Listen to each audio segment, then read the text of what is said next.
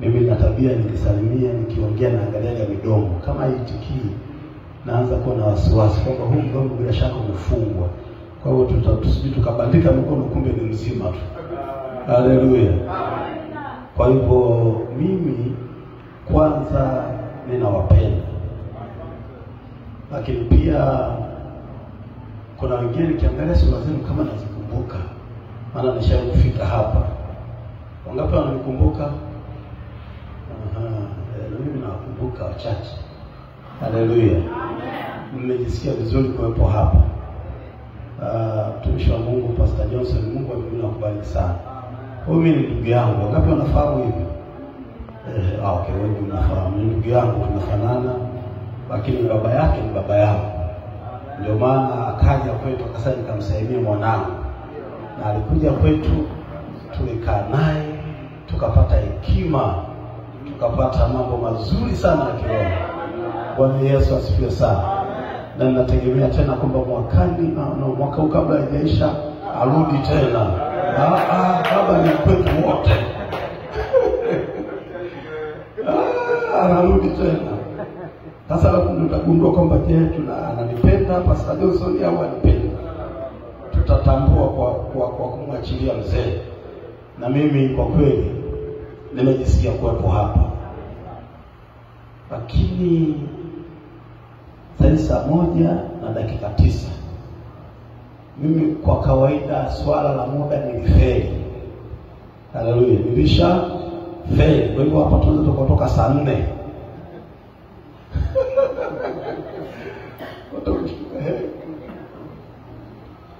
Ila ingekuwa kusuka nywele makanda masaa 5 unyanyuki. Haleluya. Usiwe na wasiwasi, tutaondoka kwa muda mzuri. Kwa nyinyi ambao mnifahamu, naitwa Mchungaji Rafael Isote Mwaisabila. Nimeokoka na mke wangu anaitwa Subira na watoto 6. Zaidi nitakufafanulia siku nyingine kesho. 6 nasema na watoto 6. Kuna wengine wamesikia vibaya. 6. Nakukazia 6. Kwa kama una 6 ni uvivu wako. Haleluya. Ni uvivu wako tu. Hatujawekewa limitation kwamba mwisho 6. Jioni ya leo natamani tukaangalie maneno ya Mungu. Na kimsingi hii ni wiki ya Pasaka. Na kama mtumishi wa Mungu somo ni kubwa, Mungu akubariki sana. Sisi somo ni mdogo yuko wapi, lakini nimefurahi kumuona somo ni kubwa. Kubarikiwe sana Bwana. Mimi nimeanza kuangalia nyimbo zake nikiwa sijaokoka. Kabla mimi sijaokoka nilishamuona akiwa naimba, ana kijana mmoja ukibonge, mtu mzee, yuko yule mzee kibonge mfupi. Ni mchungaji yule. Yeye alikuwa anacheka sana, kale jamaa akacheza kwa kujiachia. Mimi nilikuwa sijaokoka, kipindi hicho mimi naimba bongo flava. Zile nyimbo za mimi ndio nilikuwa huko. Bwana Yesu asifiwe sana. Lakini nikiangalia sasa nilikuwa sasa sijawahi na nini. Nikaangalia sema jamaa hajaacha kweli hapo. Hajaikuacha kweli. Nikagundua kweli Mungu hamwachi mtu. Amen. Ila mtu ndo anamwacha Mungu. Mpaka nimeokoka hapo nimekuwa na mshangao, nimekutana naye leo, nimekutana naye live. Bwana Yesu asifiwe sana. Kwa hiyo kabla sijaokoka mimi nimemuona yeye anaimba. Nakumbuka mpaka zile nguo amevaa jeans fulani. Au kuna watu vijana fulani tunacheza kwa mbwembwe sana namna hiyo. Haleluya. Lakini nini kimetukusanisha? Ameshasema msalaba umetukusanisha. Hii ndio Pasaka. Na tangu nimepata taarifa kwamba nitakuwepo hapa, nimekuwa natumia nguvu nyingi sana, nimemuomba Mungu sana, nimetumia muda mrefu sana kujifunza Pasaka. Nikapata maandiko mengi sana. Lakini baadaye wakati nimekamilisha kila kitu, Mungu akanipa ujumbe mwingine tena. Bwana Yesu atusaidie sana. Maandalio ya moyo ni mwanadamu, lakini jawabu la ulimi linatoka kwa Bwana. Mimi niliandaa kwa nguvu zote, lakini Mungu ataniandalia ujumbe mwingine kwamba huu nitazungumza katika siku nitakazokuwepo, kwa sababu ya mtu mmoja wala sio kanisa wote. Mtu mmoja ambaye yuko tayari mabadiliko, kwamba Pasaka ikawa historia kwake. Mungu anao mpango, na somo lenyewe linasema uamsho katika Pasaka. Uamsho katika Pasaka. Kwa sababu wakati namuuliza Mungu kwa nini, nikapata majibu kwamba watu wengi wametunga na nyimbo zinazosema Pasaka, lakini ndani yao Pasaka haipo. Watu wengi hata kesho ni Ijumaa hawawezi kula nyama, eti kwa sababu Yesu alisulubiwa, lakini ndani huyo Yesu hayupo. Nasema ndani ya Pasaka hii tunataka uamsho, tunataka kuamka, tunataka kubadilika, ili hiyo Pasaka tunayemsema akae ndani. Watu watakapotutazama waseme kweli Pasaka imekuwa na maana. Bwana Yesu atusaidie. Na wakati najiuliza maswali kwamba kwa nini uamsho katika Pasaka, Mungu atanisemesha kwamba kwa sababu wa Kristo, hususan wa Pentekoste, wengi ndani ya kanisa leo wamelala. Ni sababu ya kwanza. Wengi ndani ya kanisa leo wamelala.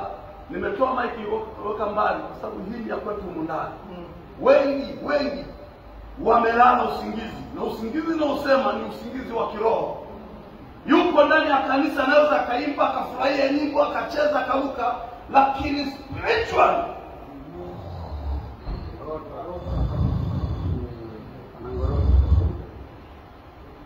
wapi amezimia. Kama naandika ndio nimeanza hivi. Wakristo kundi la pili wamezimia, wapo ndani ya kanisa. Kila mmoja utajiweka kwenye kundi lako. Uliyekufa umejiona? Kila mmoja utajiona. Wa pili amezimia. Kwa hivyo amezimia, haelewi kinachoendelea. Huyu anahitaji kupepewa afadhali yake, kwa sababu hali ya hewa ikikubali vizuri atazinduka, ataendelea na mambo mengine. Amezinduka huyu. Utamwona kama alisusa praise, amerudi kwenye praise. Kama alisusa ibada, amerudi kwenye ibada. Kama alisusa kutoa, anaanza kutoa. Kama alisusa kuomba, anaanza kuomba. Nini? Amepepewa. Kundi la tatu ambalo Mungu akanisemesha lipo ndani ya kanisa. Bila shaka nyinyi mko vizuri sana. Wale na wachunga Dar es Salaam wako hivi. Kundi la tatu wamelala. Nimesema kundi la kwanza limefanyaje? Kundi la pili limefanyaje? Kundi la tatu wamekufa kiroho. Nazungumzia kiroho. Nalo liko ndani ya kanisa. Kundi yani wapo ndani ya kanisa, amekufa kiroho. Huyo aliyekufa ni hatari kuliko aliyelala, kuliko aliyezimia. Mtu anasema mbona tusome maandiko? Tutasoma. Unajua kuna watu wamezoea kile kanisani, anataka aambiwe soma Petro 3:3. Hapa asikia amani. Niko kwenye utangulizi. Kundi la tatu nimesema wafanyaje? Wamekufa kiroho. Kuna watu tuko ndani ya kanisa, lakini alishakufa. Na mtu aliyekufa ni hatari sana. Mtu akifa kimwili huwa anatoa harufu, si ndio? Na kama amefia hapo hiyo njia, watu hawapiti tena hiyo njia. Nini? Harufu. Hasa kuna watu pia wamekufa kiroho. Pasaka kweli wanaisherehekea, lakini amekufa. Nimesema nyie hamjafa, na azungumzia wale kule na wachungu. Kwa hivyo ukijiona na wewe kama unataka kuungana na wale, shtuka mapema. Shtuka, amekufa kiroho. Na mtu aliyekufa kiroho pia kuna harufu mbaya za kiroho. Huyu aliyekufa kiroho ni yule ambaye hata akiingia kanisani, yani yeye ni kama VAR. Anaangalia makosa tu yaliyoko ndani ya kanisa. Bwana Yesu atusaidie sana. Yani yeye ni fundi wa kukosoa. Akijichanganya kwenye kundi fulani lazima wakosane. Kwa nini? Anaacha harufu mbaya za kiroho. Akijichanganya kwenye chama cha wanawake lazima aache harufu mbaya, akawagonganisha. Lazima wagonganishe. Ulimuona anapoimba, Yaani najua tu vile alikuwa anafanya hivi, alikuwa anakuonyeshia wewe. Alikuwa mimi namfahamu, yani yule namjua vizuri. Alikuwa anakuonyeshia wewe. Huyo mtu aliyekufa. Kwa hivyo wewe ukisikia habari unaanza kuchukiana na mtu ameshawakosanisha. Ulimwona yule mchungaji kwanza alipoanza kuhubiri alikuwa anaangalia upande huu. Alikuwa anakusema wewe. Uliona wale praise waliokuwa wanacheza, alikuwa anamtamishia fulani, anaacha harufu mbaya. Mwisho wa siku watu hawakai kwa amani. Huyu mtu amekufa kiroho. Na Mungu akasema kwa makundi haya matatu wajitambue kwamba wako ndani ya kanisa, alafu wote tushtuke turudi kwenye uhai, kwa sababu anaweza kutia uhai. Anaitwa Yesu Kristo. Huyo ambaye ni wa Pasaka, huyo akiingia kwa watu atatufanya wote tusherekee Pasaka, alafu mambo yabadilike. Waliolala usingizi wazinduke, waliosimia pia wazinduke, waliokufa pia wazinduke, wote tusukume kazi ya Injili. Kama ushuhuda alivyosema mtumishi hapa, tukawavuna watu nje waingie ndani, tukawatoa watu nje waingie ndani. Waliokataliwa tuambia kwamba Pasaka wetu anaopenda. Waliofukuzwa tukawambia Yesu anasema njoni kwangu ninyi nyote msumbukao. Wakiingia humu ndani watakuta wote tunasema Yesu ni Bwana. Hakuna anayemsema fulani, hakuna anayemsengenya huyu, wote lengo moja tunasema Yesu ni Bwana. Hata kama tuna hela lakini tuko hai kiroho, hata kama tuna mafuta lakini tuko hai kiroho. Kanisa letu litakuwa hai.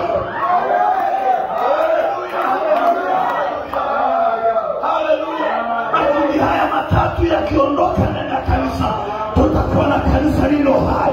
Wakina mama wakikutana watajengana, wataimarishana, alafu hiyo Pasaka itakuwa na maana.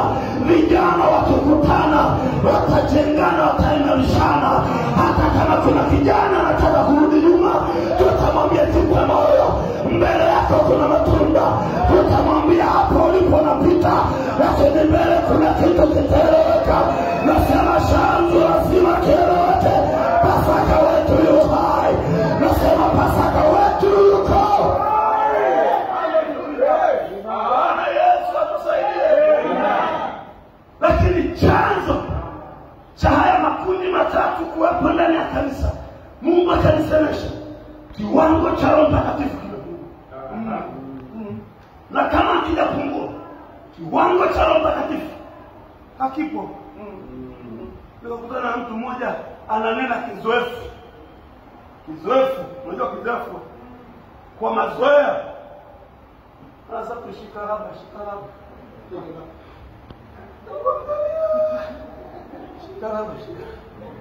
Yuza la bagani anasema huyu. Shikara. Anaenda paka mwisho shikara. Ashindwe. Baba yangu nimefurahi nimekuwa. Shikara. Alafu mtu mwingine unakuta kwamba amekazana na neno kwa lugha. Alafu ukimsemesha kidogo ni upaya amezama kabisa. Ukamwambia, kweli amejaza Roho Mtakatifu. Ndio kanisa la leo lilivyo. Ndio sema kila mmoja ajiweke kwenye nafasi yake. Usiniulize maandiko, tutasoma tu. Kila mmoja wajiseti pako, wajiseti kwako. Kama mimi kwa pointi hii ninakufa mwelekea. Kwa pointi hii mimi nimelala kidogo naweza kazinduka. Kila mmoja ajiseti kwake. Bwana Yesu atusaidie sana. Ananena kwa kuzoea. Ananena kwa mazoea. Mwingine nikakuta hivi yuko katikati ya maombi. Bikoboshe keteleko sikiti. Kama sikiti. Yakakaka.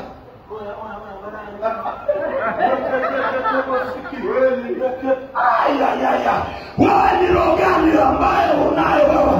Wakati Roho Mtakatifu akiingia, watu wakianza kunena, hata usikie kwamba kuna majamaa wanakuja, unasema yuko wako ufalme wa ufalme ambaye atazima kila mishale.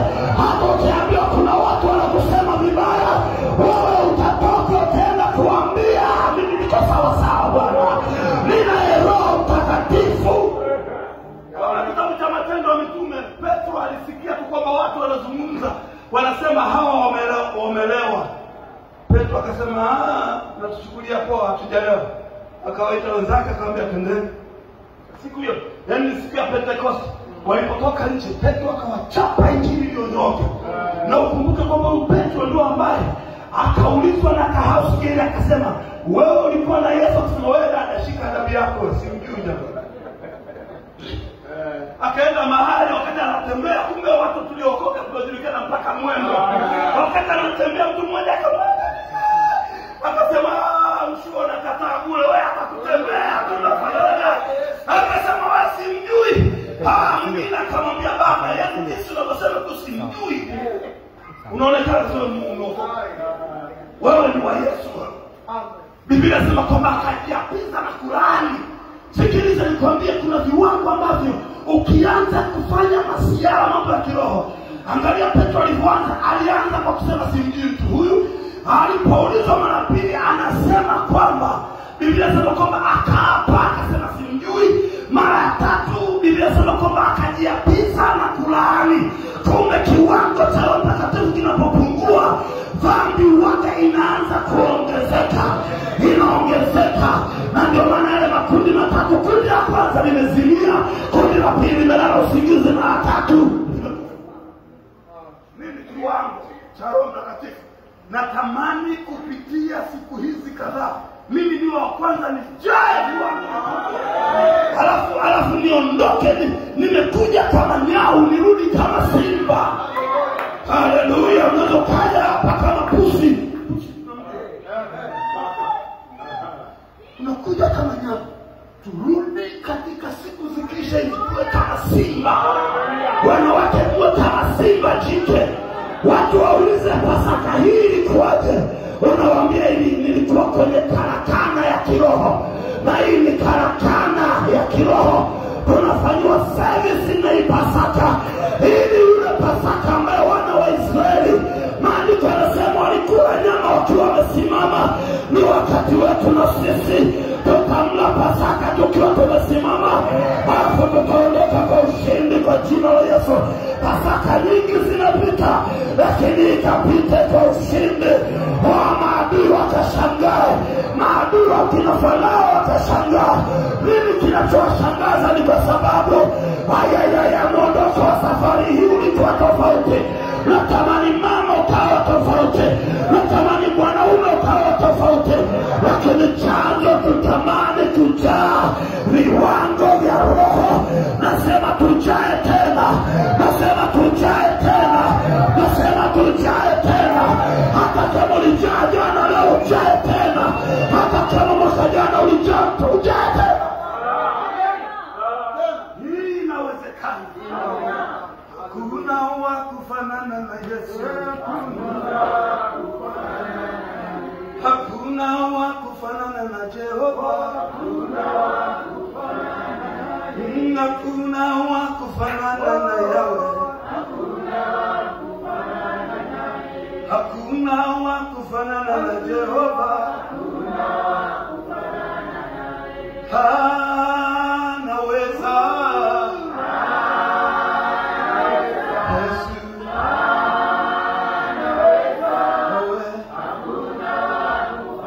Sikia nikwambie, hii haya makundi matatu, sababu kubwa ni viwango tu vya Roho Mtakatifu. Ni kiwango tu cha Roho Mtakatifu. Tunaona vijana watatu kina Shadraka, Meshaki na Abednego walikuwa na nguvu ya Mungu, ambapo hawakuogopa kufa, hawakuogopa kusemwa, hawakuogopa kusimangwa. Lakini kiwango cha kukaa na Mungu, tunawaona wakaibuka kuwa washindi. Tunamuona Samson ambaye ni kweli alitobolewa macho kwa sababu ya nywele kuondoka, ambazo nywele hizo zilikuwa zinawakilisha uwepo wa Mungu kwake, lakini nywele zilipoota tena tunaona kwamba alifanya makubwa. Hata Dagoni alianguka.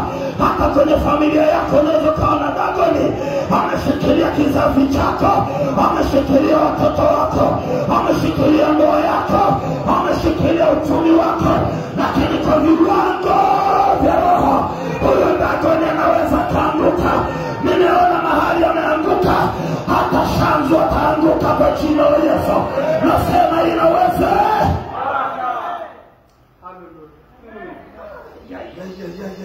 Bwana Yesu atusaidie sana. Kiwango cha roho kimeshuka. Sasa natamani nisome maandiko, nikiangalia muda umeenda. Ngoja nisome andiko moja, alafu tuondoke,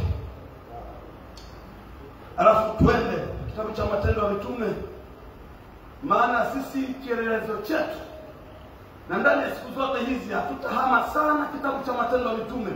Ndio kanisa ambalo sisi tutakuwa tunaliangalia. Hilo kanisa ndio mfano wetu. Wewe Mkristo, kiwango chako cha kujipima sio Pastor Johnson, ni kanisa hili la Matendo ya Mitume. Ndio kanisa ambalo limeanza na Roho Mtakatifu. Bwana Yesu atusaidie sana. Kitabu cha Matendo ya Mitume sura ya 2.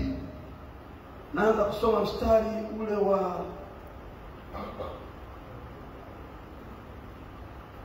mianzo kwanza mpaka 4. Hata ilipotimia siku ya Pentekoste, walikuwa wote mahali pamoja.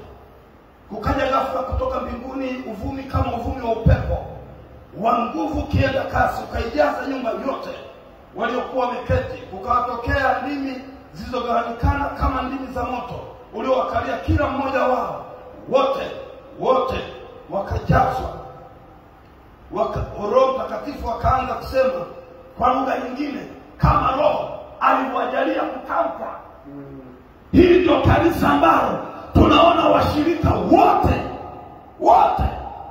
Biblia inasema kwamba walikuwepo mahali pamoja. Uliza jirani yako, mshirika mwenzako yule mwingine yuko wapi sasa? Hapo ndio wale waangalia Mungu, sasa picha linaanza hapo. Mshirika mwenzako yuko wapi? Nina imani kanisa hili limejaa. Nina imani. Yule dada yuko wapi? Yule baba yuko wapi? Asante baba. Yule mwingine yuko wapi? Sisemi wote wamefanya makusudi, kweli wengine wamebana, lakini hivi tukisema tugawane tuwatembelee majumbani. Kuna mwingine ameshikilia remote sasa hivi anaangalia season. Na niwaombe mapema kabisa wanaume wa kanisa hili, marufuku kuangalia season mpaka tutakapoondoka. Mwanaume anazifahamu season. Uko serious na maisha kweli? Uko serious kweli unaangalia season? Au uko mwangalia? Uko azipo? Mnazitaje? Yaani anajua toleo la 2 na 3 mpaka ya 40. Unakuta anachangia point. Yaani hapo asingefanya hivyo mwanaume. Yaani huyu bwana sema akafungwa, wewe subiri utaona. Akafungwa amekaa kwenye makocha miaka miwili. Uko serious kweli? Na unataka nguvu za Mungu kweli? Kweli? Mama, kweli umekaa kuanzia asubuhi na tochi lako linafahamika na watoto akaaji mtu hapo. Yaani hapo ni kwako mwenyewe. Yaani wanajua kama unakaaga kuna kubadilisha season zako. Na unataka viwango vya roho kweli? Bwana Yesu atusaidie sana. Biblia inasema kwamba walikuwepo mahali pamoja wote. Maana nini pale wamekaa mahali pamoja? Wamesubiria ahadi kama kanisa. Kama hapa tunasubiri, tunachosubiri tunakijua. Na hata jioni leo Mungu akubariki wewe ambaye upo unakijua ulichokifuata. Na mimi ninafahamu kilichonitoa Tanzania kunileta nakijua. Huyo ni Roho Mtakatifu na mtamani. Huyo ni Mungu ni Pasaka na mtamani. Wanakijua wote wamekaa mahali pamoja. Hawakukaa kimya pale, kila mmoja anatafakari mambo ya mbinguni. Kila mmoja anawaza hii ahadi inakujaje kujaje? Haya, kwa sababu Mungu ni mwaminifu. Alipotazama nia zao, akagundua hawalao moja. Hapo kwenye umoja maandiko yanasema Mungu ameahidi baraka hapo. Wamekaa mahali pamoja. Ghafla maandiko yanasema hawakupewa taarifa kwamba itakuwa Jumatano, kwamba itakuwa Jumapili. Hawakupewa taarifa. Ni ghafla maandiko yanasema uvumi ukaingia ndani. Waliokuwa mle ndani wakashangaa. Lugha zimebadilika. Wameshangaa, wanaongea kwa lugha. Natamani viwango hivyo na sisi wakati tusiozani hiyo nguvu ghafla ikaingie. Nasema akina mama ghafla upepo ukaingie ndani, na inawezekana hiyo roho kushuka wakaanza kunena kwa lugha nyingine. Hiyo ndio kanisa tunaitaka Shanzo. Wakaanza kububuchika pale, wakaanza kunena kwa lugha, watu wakashangaa. Maandiko yanasema wengine wakaviacha wakasema hao wamelewa kwa vile. Petro aliposikia, yule aliyekuwa mmoja akawakusanya wenzake. Maandiko yanasema akaanza kuwahubiri. Unawezaje hapo mtumishi ameuliza wangapi wameleta kwa Yesu?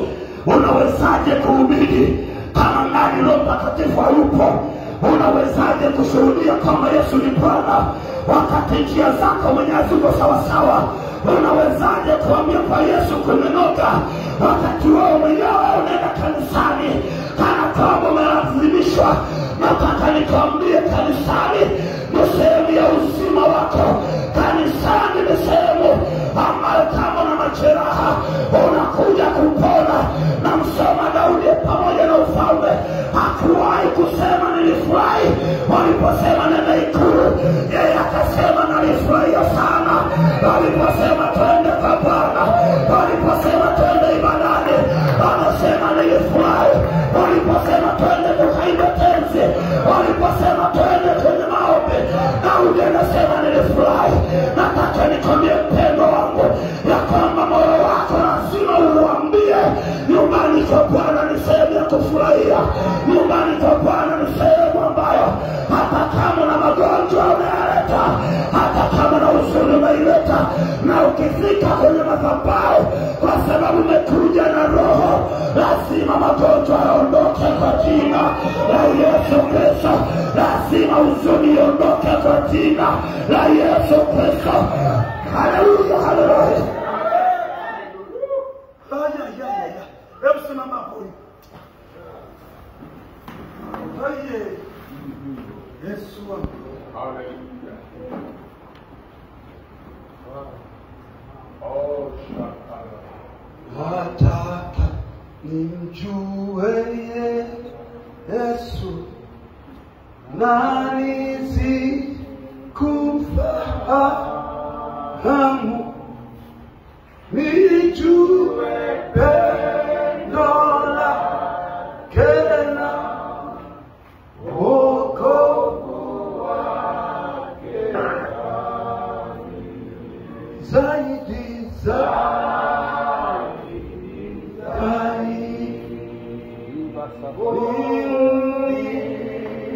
fahamu Yesu, nijue pendo lake na wokovu wake zaidi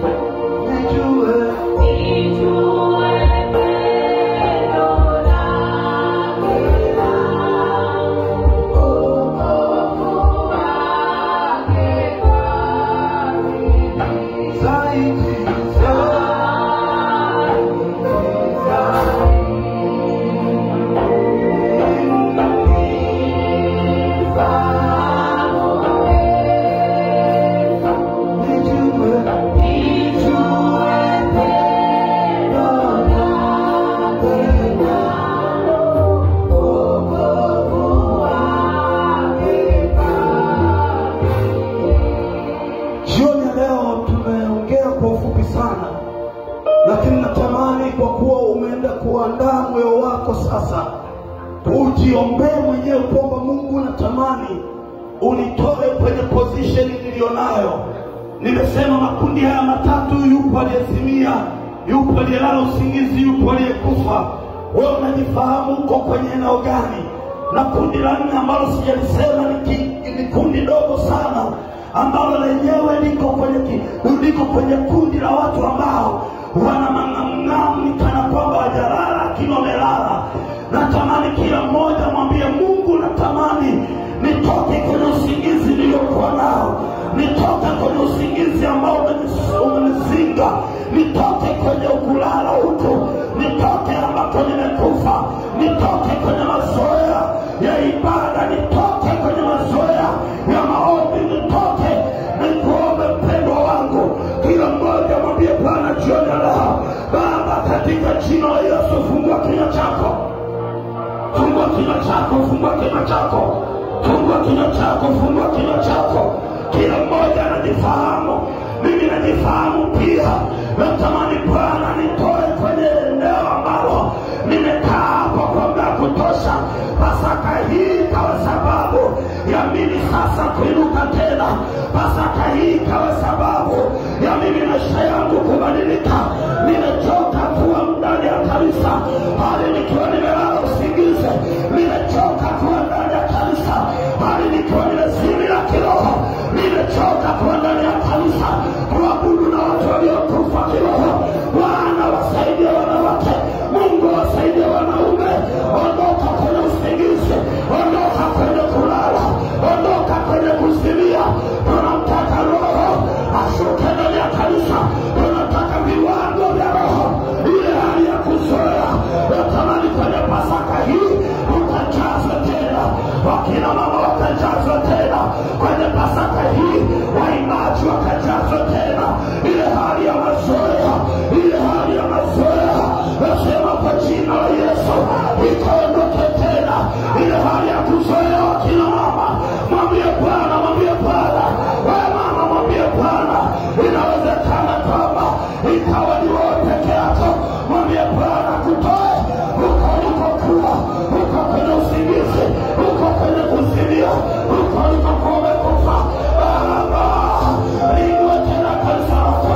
Yesu, inua tena kanisa lako. Likobosheke, liatakabosaka, liendelekobosaka. Yesu, nisifanye huduma kimazoea, asiimbe kimazoea, asiongee kimazoea. Unataka badilika, unataka badilika, unataka badilika, unataka badilika. Kwa jina la Yesu Kristo, wakina baba tuinuke, wakina mama tuinuke, wakina kaka tuinuke, mabinti inukeni. Olikabosaka, liakakaboseketebo, likakabosaka.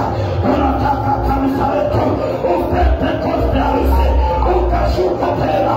Tumechoka ibada za mazoea, mazoea. Wanaingia wagonjwa, wanatoka kwa wagonjwa. Ibada hizo tumechoka, ibada hizo tumechoka. Tunatamani Roho utembee tena, utembee tena, utembee tena, utembee tena. Erika, yeke, Erika, Rika, yeke, Rika, yeke, Rika, Rika, Rika, Rika, wakiindeleseka, wakandalaboki, Risa. Yesu, tunatutamani Bwana wa kanisa. Pasaka wetu, Pasaka wetu, Pasaka wetu. Wakati wengine wanajiandaa kula pilau, wanajiandaa kujazwa. Wakati wengine wanajiandaa kusafiri, wanajiandaa Bwana kupokea nguvu yako.